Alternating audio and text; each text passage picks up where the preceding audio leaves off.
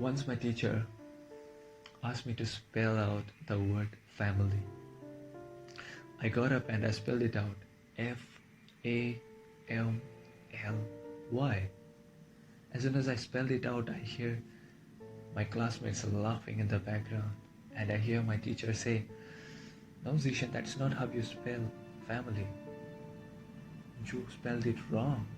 I said, "No, ma'am, that is what I know, and that is what I believe how family spells." She says, "What do you mean you believe that how it spells?" I say, "Ma'am, Family. Father and mother loves you." As soon as I said that, the entire class goes silent. And my teacher looked at me, she smiled and asked me to take my seat. See guys, family is the strongest bond you can find in this world. That strong bond which has been started by our father and mother. I refuse to believe that there is a bond much stronger than that. Family is started with an unbreakable promise of never letting anyone go through pain all alone. A mother carries the pain for 9 months only to give this world a beautiful soul, and dad shares the pain along with her. While you grow up from an infant, they go through a lot of pain, suffering, and sacrifices, and all of that only so that their child can have his or her stomach filled, even though when they are starving.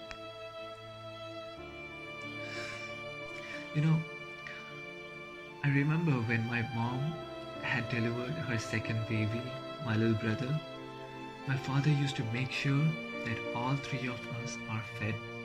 He never sat and ate with us because he knew that we won't eat if we got to know that there was no food left for him.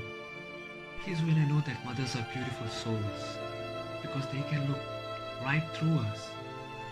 And my mom looked right through my dad, and she would save her share of bread and give it to him when all of us were asleep.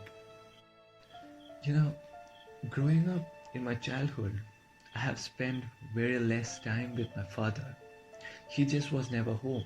He used to work 16 hours a day. I used to see him when I got up ready for school.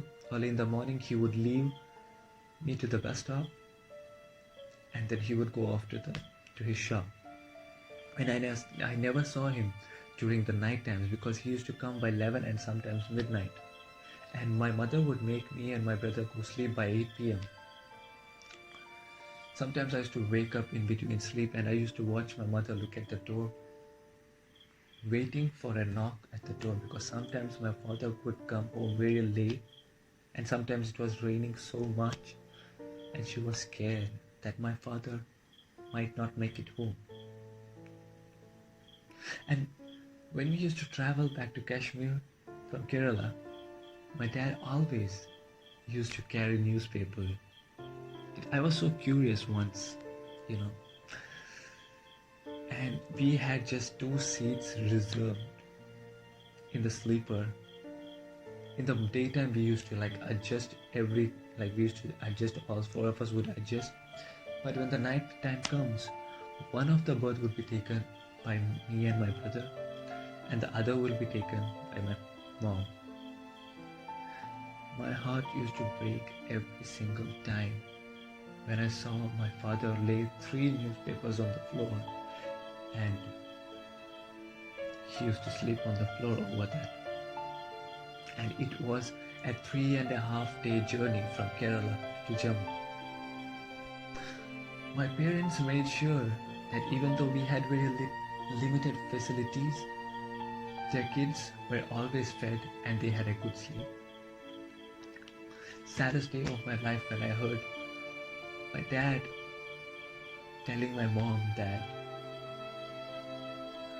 There's just one thing he regrets in his life. That was not getting my mom her wedding ring back because he had to sell it because my school fee was due.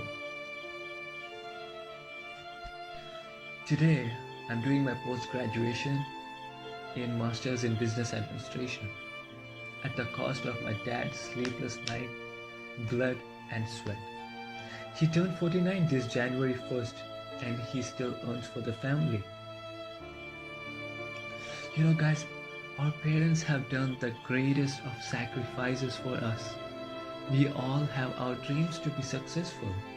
But do you know what their dream is? Have you ever sat down and asked your mom or dad what your dream is? I decided to do that with my mom. And I sat down with her and I asked my mom, what is your dream? And she said, son, I see my dream in you and I will live my dream through you. I was broken into tears instantly and I hugged her so tight because that day God showed me that parents are never selfish when it comes to their kids. To all the youth out there who are still studying, I want you to do just one thing, that is never give up on your dreams, because if you give up on your dreams, you are giving up on your parents' dreams. Just imagine that moment when you're graduating and you hold that degree in your hand.